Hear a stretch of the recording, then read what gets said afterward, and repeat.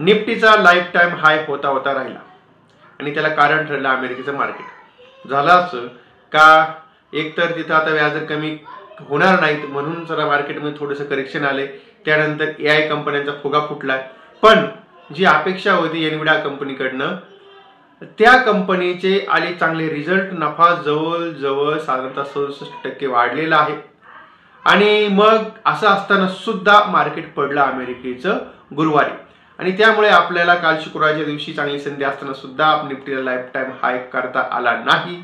पण त्यानंतर शुक्रवारी परत झाली रिकव्हरी आणि मार्केट पडण्यामागचं कारण असंही होतं का रोजगारांची संख्या वाढलेली आहे. पॉझिटिव्ह डाटा आलेला असं सुद्धा मार्केट पडलं कारण रोजगार वाढले म्हणजे व्याजदर कमी होत नाहीत.